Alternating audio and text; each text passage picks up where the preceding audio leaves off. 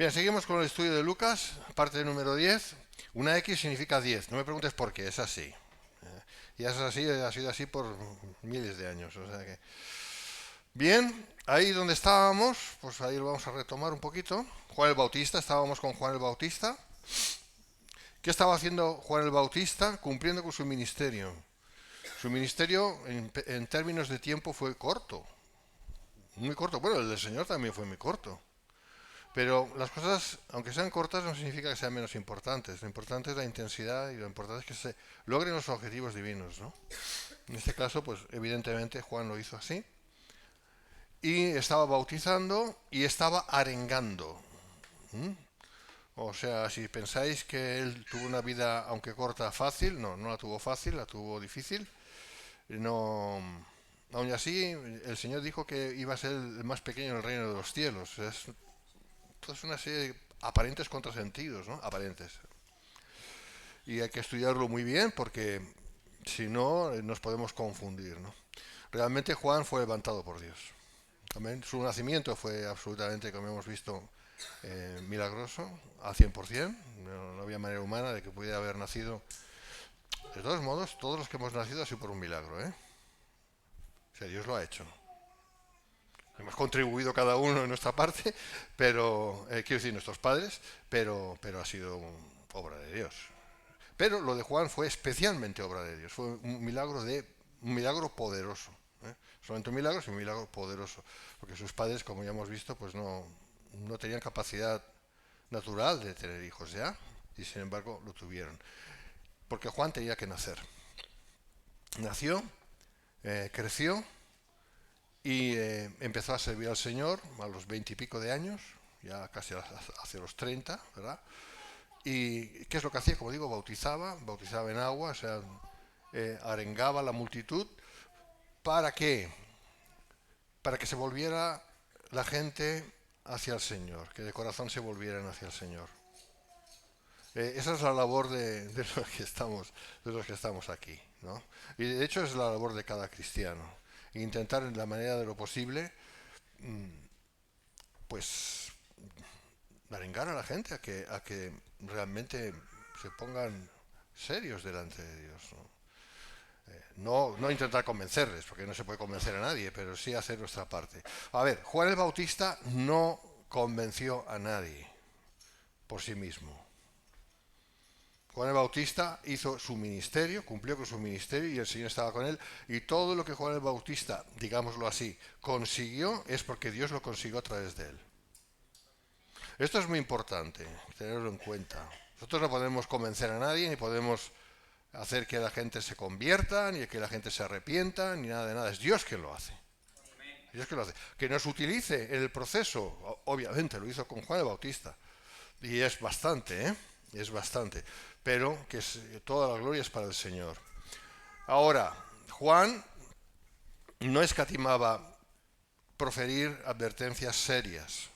O sea, él lo que tenía que decir lo decía y la verdad es que tuvo su sentido y tuvo su finalidad, ¿no? Porque podemos ver en el versículo 9 que ya lo vimos, pero para entrar en el contexto, y ya también el hacha, fíjate qué términos usaba, el hacha, o sea, ¿sabe qué es un hacha? Es una de las armas más terribles de la antigüedad, más que una espada incluso. Un hacha puede proferir unos daños terribles, ¿eh? Entonces, el hacha está puesta a la raíz de los árboles. Los árboles son preciosos. Un árbol es símbolo de vida, ¿verdad? Un hacha es símbolo de destrucción. ¿Te das cuenta? Pues fíjate lo que dice, ya también el hacha está puesta a la raíz de los árboles, o sea, imagínate un leñador con su hacha poderosa y a punto ya de darle abajo en el tronco para romper, no solamente cortar el tronco que pudiera rebrotar, sino ir directamente a la raíz, a lo más bajo del árbol para que no rebrote, ¿eh? Y tumbar el árbol.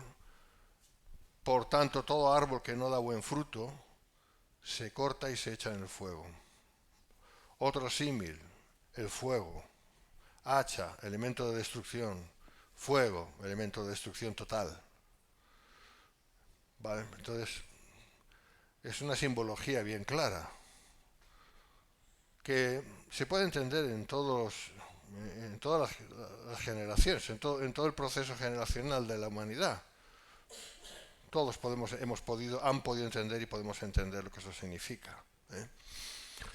Entonces, leo el juicio de Dios contra Israel, porque de eso se trata. Aquí no hay mención de la iglesia no aparece por ningún sitio. Esta palabra no es, por tanto, para la iglesia, porque la iglesia no está pendiente de que el Señor envíe a sus leñadores a cortarla. No ese es el contexto. La iglesia es sin mancha ni arruga, hermanos, no por nosotros, sino por los méritos de Cristo en nosotros. O sea, por su obra en nosotros, pero es Él, por su sangre, por lo que Él ha hecho. Por eso la iglesia es perfecta, no en sí misma, pero Dios la ha hecho perfecta. Cuando Dios nos ve a nosotros, nos ve limpios. Esa es la razón por la cual vamos al cielo. De otra manera no entraríamos jamás. Los católicos han inventado el purgatorio, pero eso no deja de ser una invención. No es así. Esto es para Israel. E Israel, lamentablemente, fue cortado. Pero no para siempre. Pero fue cortado. Oye, ya de esto hemos hablado tantas veces, ¿no? Entonces, el juicio de Dios. El juicio de Dios estaba a punto de caer. La cuestión es, ¿por qué Juan el Bautista habla tan duramente? Es verdad que era modo de advertencia, pero había algo más. Dios ya estaba diciendo lo que iba a hacer con Israel. Y se cumplió, creo que aquí, ¿no? ¿Verdad, hermanos? He aquí vuestra casa os es dejada desierta, la casa de David. ¿Cuándo ocurrió esto? ¿Cuándo declaró el Señor esto? Poco antes de ir a la cruz, cuando fue rechazado. Cuando fue rechazado por la nación de Israel. No todos, pero la nación sí le rechazó. ¿Dios sabía eso? Absolutamente, claro, Dios lo sabe todo. Entonces Juan el Bautista ya está diciendo algo que iba a ocurrir, porque era profeta. Y me gustaría leerlo bien, esto. Lucas 13:35, he aquí vuestra casa os es dejada desierta, y os digo que no me veréis hasta, me encanta, hasta trae oxígeno, hasta que digáis, bendito que viene en el nombre del Señor. O sea que hay un final feliz para Israel, pero aún tiene que venir. Entonces, cuando dice, no me veréis, pues es verdad, Israel no ha visto a Dios desde ese momento, desde el momento del rechazo. No lo ha visto, espiritualmente, se entiende, ¿no? No lo ha visto. ¿Y quién ha visto a Dios? Espiritualmente hablando, en todo este tiempo, desde ese momento, básicamente, nosotros. La iglesia formada por judíos y también por gentiles. De dos pueblos hizo uno. Hasta que sea el momento en que se cumpla este hasta, nosotros seamos arrebatados, esto es lo que creemos, para que eso se produzca, y Dios tiene aún 7 años, que son los que quedan de las 70 semanas de años, para obrar y cumplir lo que Gabriel le dijo a Daniel que iba a hacer Dios, que aún no se ha hecho, lógicamente. Porque Jerusalén no es todavía la Jerusalén de Dios, aquí en la tierra, etcétera, etcétera, ¿verdad? Así que todo está en el timing de Dios. Todo está en el tiempo de Dios. Y a partir de ahí seguimos, donde lo dejamos. Versículos 10 y 11. Y la gente le preguntaba diciendo, ¿entonces qué haremos? Claro, o sea, la gente estaba asustada. Digo, este hombre no es cualquiera. Este hombre es un profeta de Dios. Este hombre es un profeta de Dios. Lo sabemos por qué. Porque sabemos cómo nació, de qué manera nació, que eso fue un milagro. Sabemos todas estas cosas. A este hombre hay que escucharle. Es duro escucharle. Es duro escuchar a Juan el Bautista. Pero hay que escucharle. Bueno, es duro porque Dios está enfadado con nosotros. Por eso es duro escucharle. No por Juan, sino por Dios. Y esa es la reacción normal de gente que mínimamente teme a Dios. Entonces, ¿qué haremos? ¿No? Y respondiendo les dijo, el que tiene 2 túnicas, aquí va dando una serie de normativa, digamos, de normativa cristiana. El que tiene dos túnicas dé al que no tiene y el que tiene que comer haga lo mismo. Bueno, ahí se cumple lo que el Señor dijo: ama a tu prójimo como a ti mismo. ¿Vale? Algunos pretenden amar al prójimo más que a uno mismo, otros pretenden amarse a sí mismos y luego ya si me sobra algo se lo daré a mi prójimo. No, pero aquí hay una equidistancia, una igualdad. Ama a los demás como te amas a ti mismo, lo cual implica mucha gracia de Dios, claro. Está claro, o sea, esto no se puede cumplir en las propias fuerzas de uno. Porque el primer mandamiento, ¿cuál es? Amarás al Señor tu Dios con todo tu corazón, todas tus fuerzas, etcétera, etcétera, ¿verdad? Toda tu mente. Y como consecuencia de eso, como consecuencia directa de eso, entonces podrás cumplir el segundo mandamiento, que es el que por el cual pues vemos la conducta cristiana, ¿no? La conducta cristiana se ve ahí, o tiene que verse ahí, el amar a los demás como a uno mismo, ¿no? Ahí, eso es lo que Juan básicamente les está diciendo, poniendo ejemplos muy básicos, muy cotidianos, muy de aquella época, pero que nosotros sabemos interpretar. Entonces la gente era confrontada con la verdad y reaccionaba, unos de una manera, otros de otra. Obviamente, estos que reaccionaban bien, ¿quiénes eran? Las ovejas. Nunca olvidemos eso. Tienes que ser oveja, y solo Dios sabe acerca de ovejas. Conoce a las ovejas. El buen pastor conoce a las ovejas, a sus ovejas, ¿no? Tienen que ser ovejas, porque no pueden ser cabras, no pueden ser otro tipo de animal, aunque se parezca a una oveja, no puede ser, aunque sean muy blanquitos o sean muy cariñosos. No, tienen que ser ovejas, aunque estén sucias, porque son ovejas perdidas, pero ovejas. ¿eh? Heridas, perniquebradas, adoloridas, en fin, todo lo que tú quieras, pero ovejas. Y las ovejas respondían bien. Estas son las que oyen para obedecer. MacArthur dice acerca de las dos túnicas, vamos a ver lo que dice, prendas que eran prendas, esto es interesante porque entendemos más el contexto. Por eso dije antes que Juan hablaba a los que podían entender su lenguaje, ¿no? Pues aquí ya tenemos la interpretación. ¿Qué eran esas túnicas? Prendas semejantes a una camisa que solo podían ponerse una a la vez. O sea, no se podían poner dos a la vez, sino una. Eso es lo que dice MacArthur. Sigo leyendo. Juan sigue haciendo hincapié en el carácter inminente del juicio venidero, que de eso ya he estado comentando así por encima, y no era tiempo de acaparar para uno mismo el excedente de provisiones. Claro, pues es eso. Juan estaba diciendo, no es que tienes que ser un buenista, ¿no? Y mira, toda la mitad de lo que tengo lo doy y yo me quedo, o todo ya, me quedo sin nada. No ese es el contexto. El contexto es, el Señor viene a juzgar, en este caso a Israel. ¿Cuándo juzgó a Israel? Pues al cabo al finalizar el ministerio del Señor. Viene el juicio. Y ese juicio, ¿cuándo se materializó físicamente? En el 70 después de Cristo con la destrucción de Jerusalén. Y luego en el creo que fue en el 135 con el emperador Adriano, que ya arrasó totalmente Jerusalén para siempre, ya me entiendes. Entonces el juicio venía, y Juan estaba pensando en el juicio.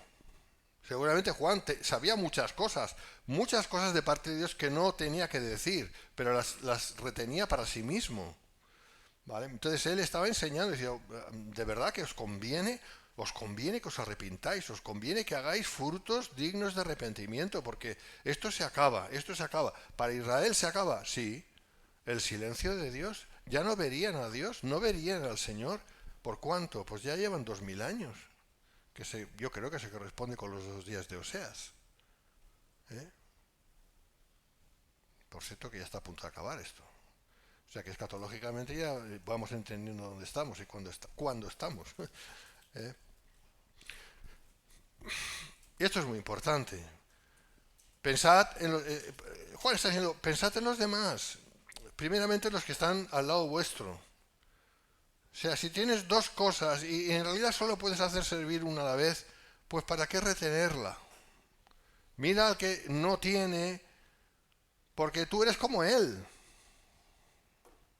Porque amarás al Señor, amarás al prójimo como a ti mismo, ¿no?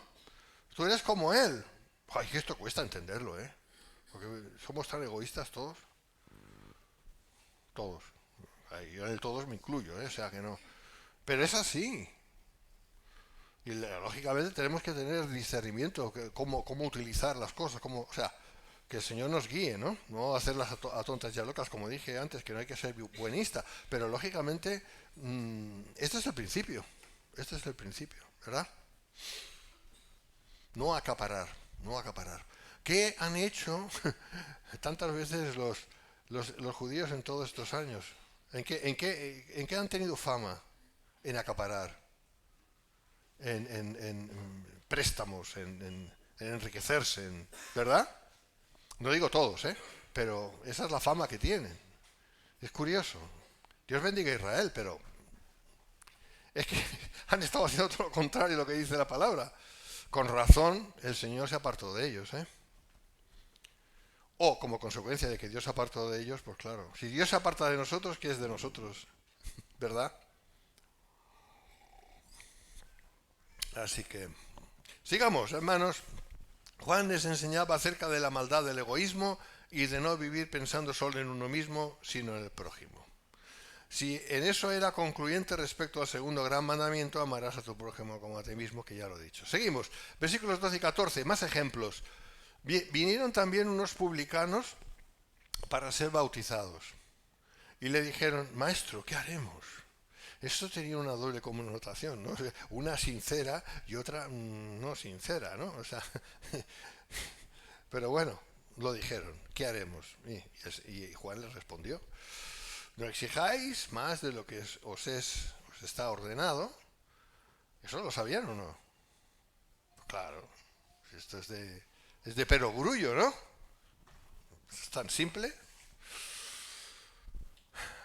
También le preguntaron unos soldados, otros por ahí, diciendo, ¿y nosotros qué haremos? ¿Es que no lo sabían?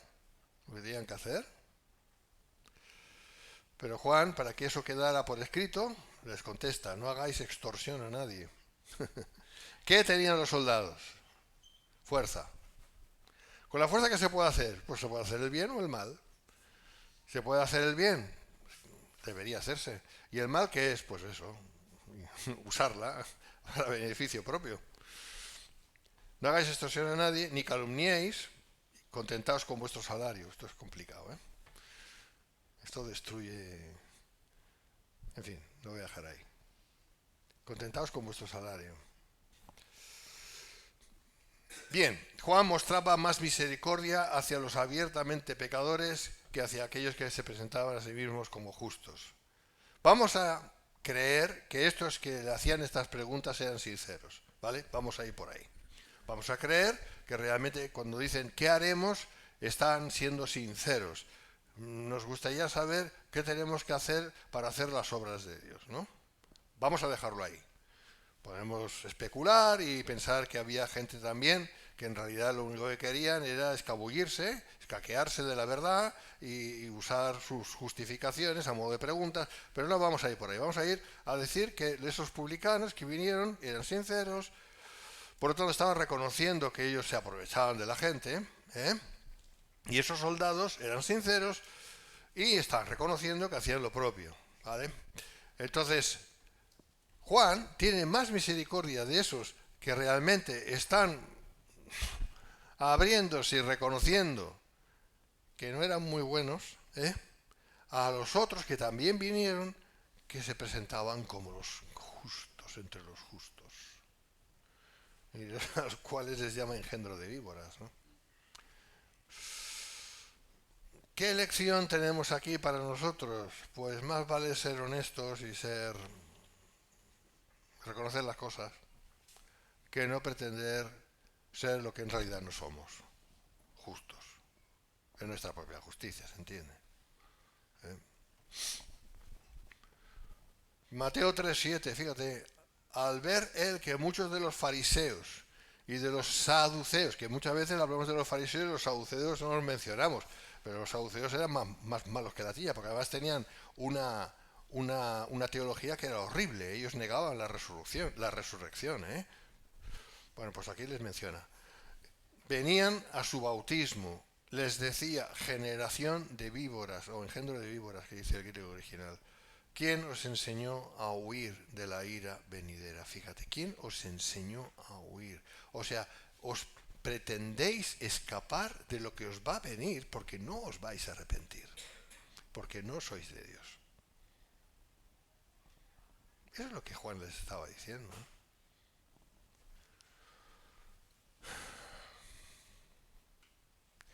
Hablando de los soldados, no, siempre pensamos que eran romanos, ¿no? Y los romanos, no eran los romanos. Los romanos estaban muy alejados de todo esto. Los romanos, ¿por qué? En primera instancia porque eran gentiles. Solo aquel centurión, ¿verdad? Pero eso fue una cosa muy rara, ¿eh?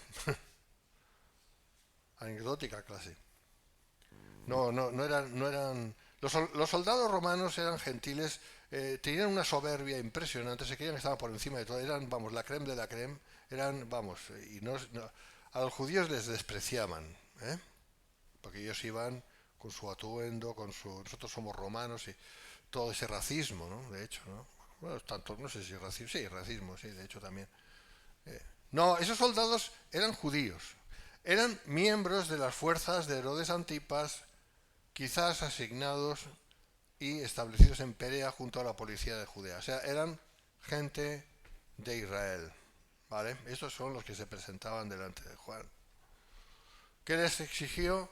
Integridad, carácter noble en los asuntos prácticos de la vida diaria. ¿Por qué les dijo que se contentaran con su salario? Porque seguramente su salario tampoco era tan malo, ¿eh? Porque servían a Herodes, y Herodes era muy rico. Y le interesaba tener unas fuerzas, que le pudieran defender. ¿Me entiendes?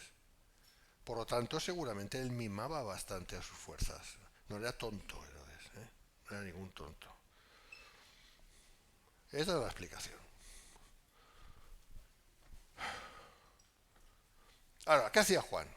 Pues Juan era un buen teórico. Decía las cosas, en el buen sentido. Él decía las cosas como se tenían que hacer. ¿Podía hacer que la gente las hiciera? No. Estaba limitado. No, en vano también es verdad que en este sentido lo voy a decir, el Señor habla de él como el más pequeño del reino de los cielos, que tiene otro significado, pero también podemos dar ese significado. Es decir, él fue llamado para lo que fue llamado y para lo que no fue llamado, no fue llamado, ¿eh? Él no podía cambiar las vidas. Él solo anunciaba la verdad y decía las cosas como se tenían que hacer, que bastante es. Solo Cristo podía cambiar el corazón y puede cambiar el corazón de las personas. Y de él, Juan lo dice bien claro, versículos 15 al 17. Leemos, como el pueblo estaba en expectativa preguntándose todos en sus corazones si acaso Juan sería el Cristo, porque claro, le conocían, ¿eh? Respondió Juan diciendo a todos, yo a la verdad os bautizo en agua.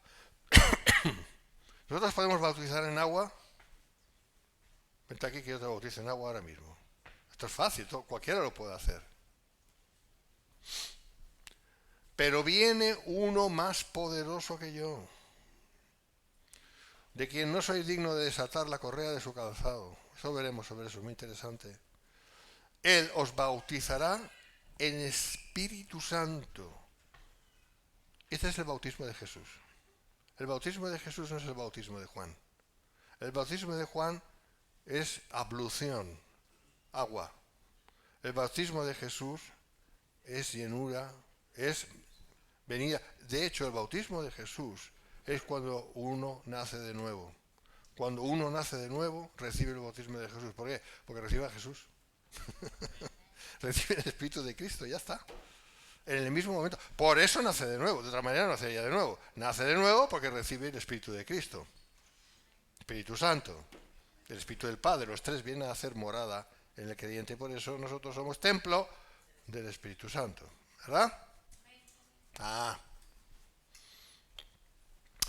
Ahí los pentecostales, y no te digo nada de los neopentecostales, tienen una confusión muy grande.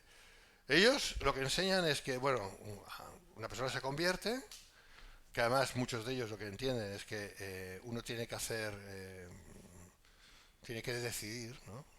Voy a decidir creer, ¿no? Como si eso fuera posible. Y una vez han tomado la decisión por Cristo, entonces busca el que se le imponga, aparte de ya bautismo en agua, que también, pero luego el bautismo en el Espíritu Santo llaman. Y entonces busca que le impongan manos para recibir el bautismo en el Espíritu Santo. Y eso no es así. Eso es un error doctrinal. Porque el bautismo en el Espíritu Santo es el hecho de nacer de nuevo. Cuando uno nace de nuevo, nace porque recibe el Espíritu Santo. Y ese es el bautismo. Porque ¿qué dice la palabra? El Espíritu Santo estará en vosotros. Ahí nacieron de nuevo. Hasta ahora había estado con vosotros. El Señor dice, el Espíritu ha estado con vosotros. ¿Vale? Con David estuvo, el rey, con los justos del Antiguo Testamento, el Espíritu Santo estaba con ellos, pero no en ellos. Tenía que Cristo cumplir hasta el final con su ministerio, lo cual implica la cruz y la resurrección, para que luego el Espíritu Santo bajara con poder y pudieran ser todos llenos del Espíritu Santo. Ahí es donde la iglesia es formada. Hasta ese momento no había iglesia, solo el anuncio de la iglesia. Pero la iglesia, las puertas del Hades no iban a prevalecer contra ella, todavía no existía. Existió a partir de Hechos 2. Ese es el bautismo de Jesús. Cuando uno clama a Cristo, y eso es obra de Dios, lógicamente, porque eso es producto de la gracia irresistible de Dios, y las palabras no importan, pero ahí es donde Él recibe, esa persona escucha el Evangelio, escucha la palabra, es el tiempo de Dios para esa persona, escucha, cree. ¿Pero por qué cree? Porque Dios le hace creer, porque la fe no es nuestra. Nosotros, hermanos, somos criaturas perdidas. El ser humano es criatura perdida, caída. No hay nada bueno, realmente bueno en el ser humano. No hay nada. Entonces, ¿cómo hemos venido a la salvación? Todo es mérito de Dios. De las tres personas de Dios.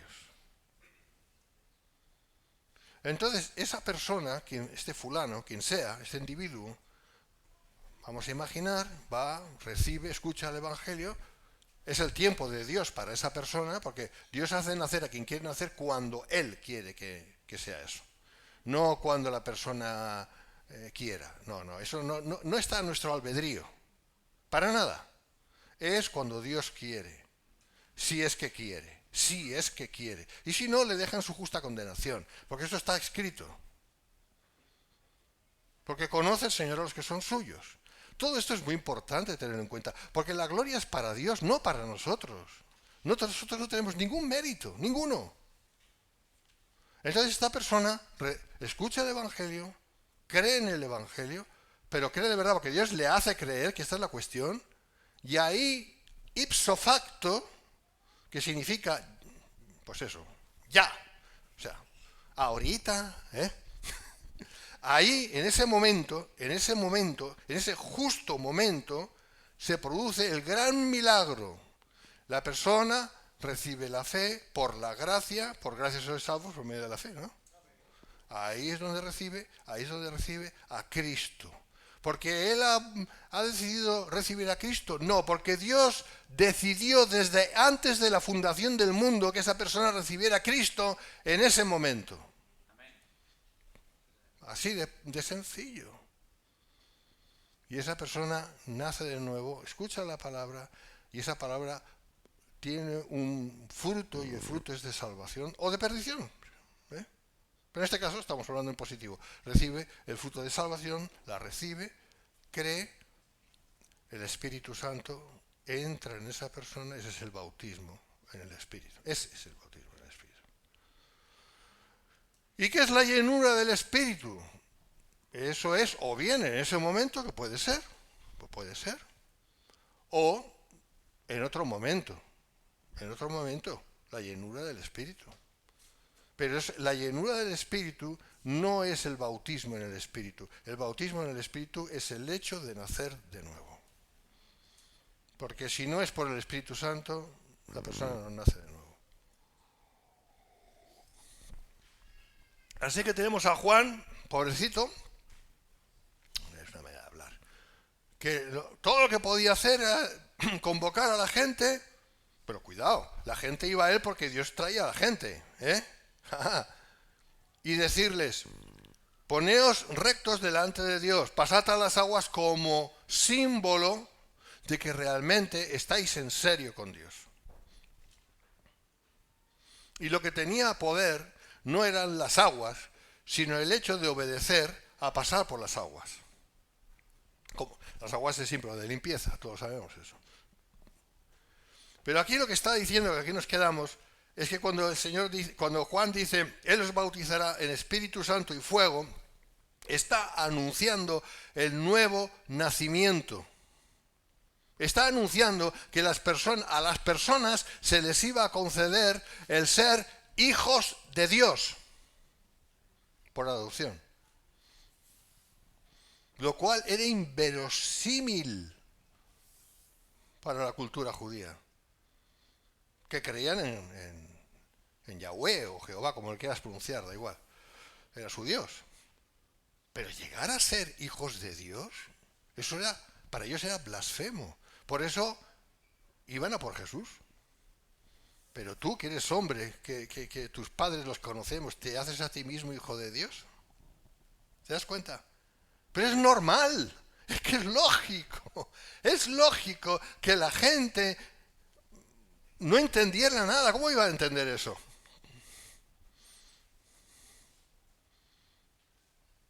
Si Dios no lo revela, no hay manera ni de entenderlo, ni de creerlo, ni de nada. Bueno, Juan ya está aquí anunciando, Él os bautizará, Él os sumergirá en Espíritu Santo y fuego. Su aventador está en su mano y limpiará su era y recogerá el trigo en su granero y quemará la paja en fuego que nunca se apagará. Esto es literal, ¿eh? A ver, no somos trigo literalmente, pero se entiende lo que quiere decir, ¿verdad? Salvación y condenación, no hay más. Bueno, volvemos a la cuestión. La gente ya pensaba que Juan podía ser el Cristo, dada la fama que le precedía desde su nacimiento y que ya estudiamos. Juan sabe de ello y responde, yo a la verdad os bautizo en agua. O sea, está diciendo, yo de verdad os digo, a ver, yo solo puedo bautizaros en agua, o sea, no puedo hacer más, ¿vale? O sea, no esperéis de mí, yo no soy el Mesías. Yo ni siquiera puedo, o sea, para mí es un acto casi de soberbia el desatarle el calzado de los pies. Fíjate a qué nivel se ponía con el bautizo. Humanamente hablando, fíjate la gran diferencia. El Señor dijo, que eso se mencionó ayer en algún sitio, fíjate, si hacéis lo que yo os digo, seréis mis amigos. ¿Te das cuenta? ¿Qué estaba anunciando el Señor con esas palabras? Que íbamos a ser hermanos. Jesús es nuestro hermano mayor, pero es nuestro hermano también. Porque Él es hijo de Dios. Nosotros también por adopción, pero también compartimos la naturaleza divina, ¿verdad? Aunque no se ha manifestado aún lo que hemos de ser, pero eso está ahí. Fíjate qué gran cambio. Juan el Bautista está diciendo, yo no soy digno de desatar la correa de sus zapatos. Que ahora veremos más sobre eso. ¿Y nosotros qué decimos? Que podemos mirar a Jesús de frente. No por nosotros. Nosotros no somos mejor que Juan.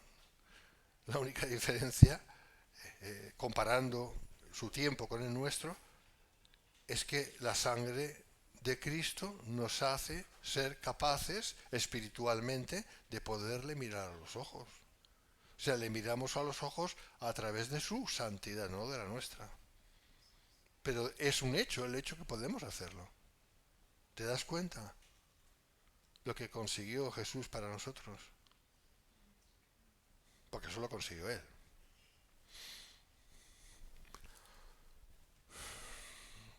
Bueno, seguimos. El bautismo era una ablución, también llamado lavatorio, es decir, agua, que solo pretendía ser símbolo del cambio de conducta que la persona que pasaba por las aguas decidía hacer, ¿no? O sea, una persona puede decidir ir a las aguas, sí, claro, pero el arrepentimiento solo lo da Dios. Así que nosotros podemos hacer las formas. Podemos venir a la iglesia, podemos cantar cánticos muy espirituales, podemos hacer todo lo que un cristiano puede y debería hacer, ¿no? ¿Está mal eso? No, no, está muy bien. Pero ¿eso hace que nosotros seamos cristianos? No. Lo hacemos porque somos cristianos. Esa es la respuesta correcta. Pero un buen actor podría hacer lo que hacemos nosotros, ¿verdad? Sí, sí.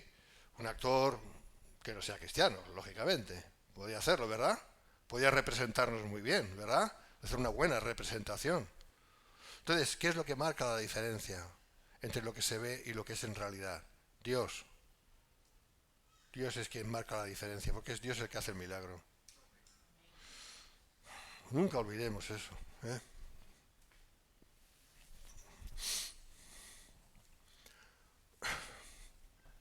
Anunciaba algo sumamente novedoso, la aparición del verdadero Cristo, pero viene uno más poderoso que yo. Ese que pronto iba a aparecer en la escena era el que podía bautizar en el Espíritu, lo cual implica revivir el alma del que iba a creer en él. Revivir el alma, hacer nacer de nuevo. Él os bautizará en Espíritu Santo y fuego. En el momento en que tú, hermano, hablo a los hermanos, en el momento en que tú recibiste a Cristo, no viniste a Cristo como que tú puedes ir a Cristo, no, Él vino a ti. En el momento en que Él entró en tu vida, Él te bautizó en Espíritu Santo y fuego, aunque no te quemaras. Porque, lógicamente, estamos hablando de fuego espiritual. Es una alegoría, es una metáfora. ¿Fuego por qué? Destruye el pecado.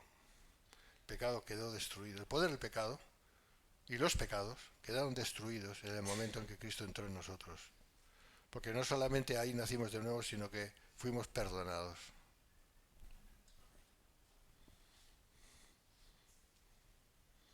Así que cuando dice que nuestro Dios es fuego consumidor, en primera instancia tenemos que pensar que Dios lo que hace es destruir el pecado. ¿Con qué legalidad? Con la cruz. Esa es la legalidad. Si no, no lo haría, no porque no pudiera hacerlo, sino porque no sería legal.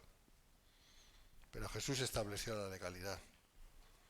Por eso Jesús tenía que ser Dios. No podía ser una simple criatura. ¿Te das cuenta? Es Dios mismo quien hizo el milagro. Primeramente haciéndose hombre, lo cual es una humillación que no podemos ni comprender ni de lejos. O sea, solo un poquito piensa, Dios Todopoderoso se hace criatura.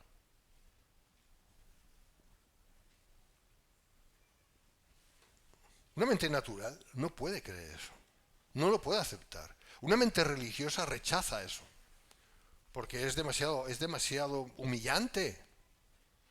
¿Cómo Dios Todopoderoso, el gran Yahweh, el gran Jehová de los ejércitos todopoderoso, se va a hacer criatura? Oh, eso es blasfemia, eso es lo que te dicen. Y sin embargo, eso es lo que ocurrió. Dios se humilló hasta ese punto. No solamente el Hijo se humilló así, el Padre también. Porque su Hijo estaba haciendo eso, imagínate. Si eres padre, imagínatelo. Así que Dios consiguió todo lo que tenemos porque Él lo hizo. Eso nos muestra el gran amor que Dios tiene para nosotros. ¿Te imaginas? Alguien dijo por ahí, me acuerdo, decía, no, Dios nos ama más que a su Hijo Jesús, porque envió a Jesús a por nosotros, a nuestra redención.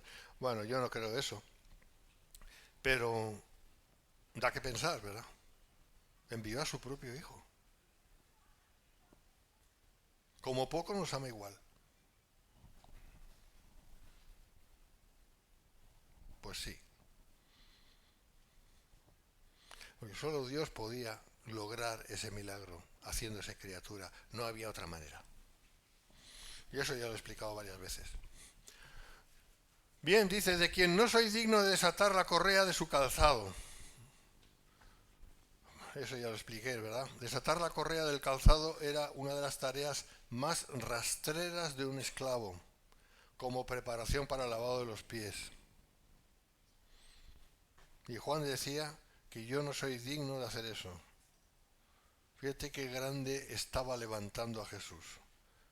Si Jesús hubiera sido una simple persona, no hubiera tenido sentido que Juan hablara así.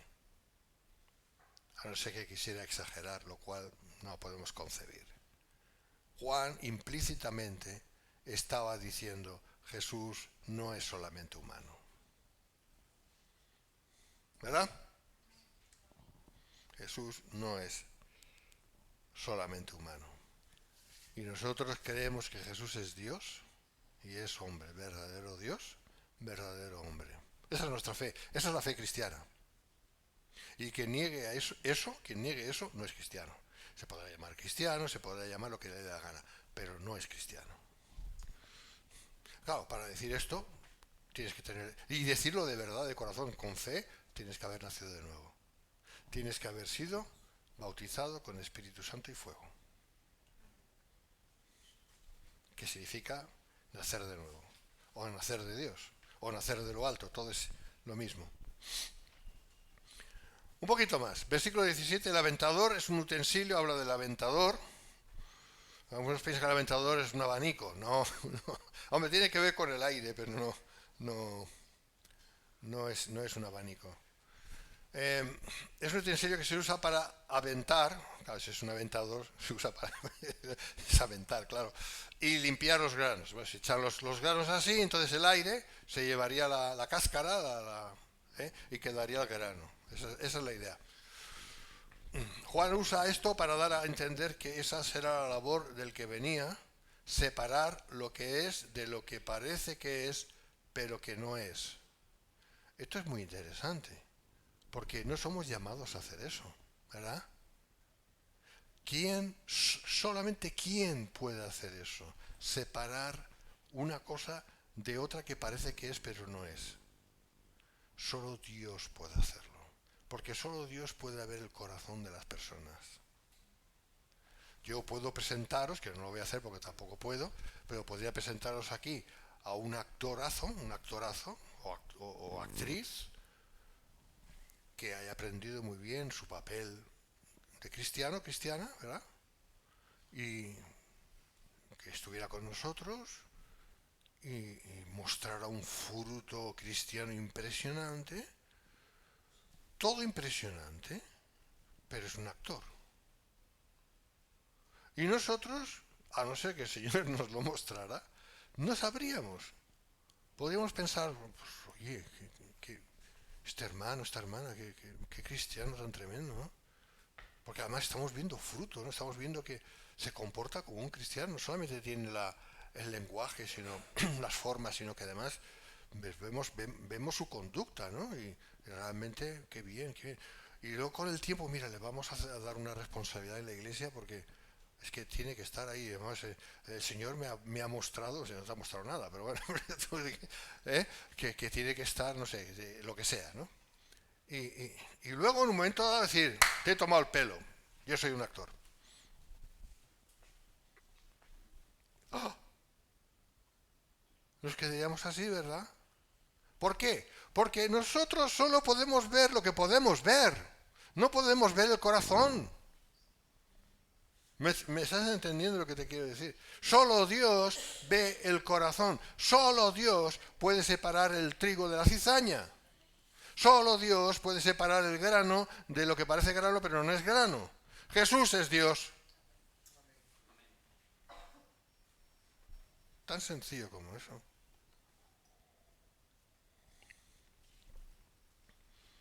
Si fuéramos muy inteligentes, extremadamente inteligentes, yo entonces ya tendría que salirme de ahí. y muy, muy experimentados, con una percepción espiritual muy grande, en fin, prodigios. A lo mejor podríamos hasta cierto punto ver un poquito, hasta cierto punto. No estoy hablando aquí de la actuación de Dios, ¿no? Que Dios nos guiara. No, no, no, estoy hablando en términos humanos, ¿no? A lo mejor podíamos darnos cuenta, sí, gente muy avispada, ¿no? Pero aún y así fracasaríamos, porque es imposible que un ser humano pueda ver el corazón de otro ser humano. Ni siquiera yo conozco mi propio corazón. ¿Cómo voy a conocer el corazón de este actorazo, esta pedazo de actriz que sabe muy bien cómo representar su papel? ¿Me estás entendiendo? Por lo tanto, otra vez, insisto, Jesús es Dios. Solo Jesús puede separar el trigo de la cizaña o de lo demás. Y eso no olvidemos la parte escatológica. Juan está hablando en cuanto a Israel, ¿vale? Limpiar su era, es decir, Israel. En primera instancia es Israel. De nuevo, insisto, aquí Juan no tiene en mente, pero no tenía en mente, la iglesia. La iglesia no existía en los tiempos de Juan ni estaba en su cabeza. Juan fue el último profeta del Antiguo Testamento, ¿vale? Nada que ver con la iglesia, nada que ver. Israel es una cosa, la iglesia es otra. Comparten un mismo Salvador, eso está claro, pero son entes diferentes. Entonces aquí está hablando de Israel.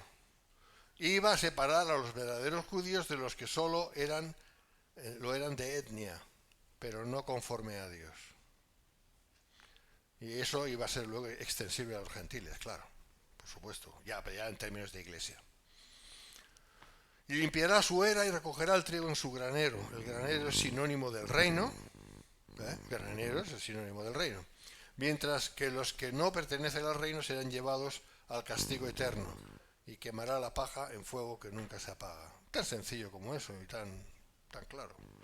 Y aquí, hermanos, creo que lo vamos a dejar.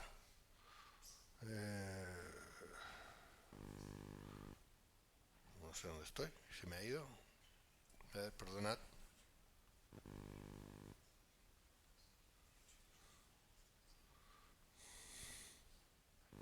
Ajá.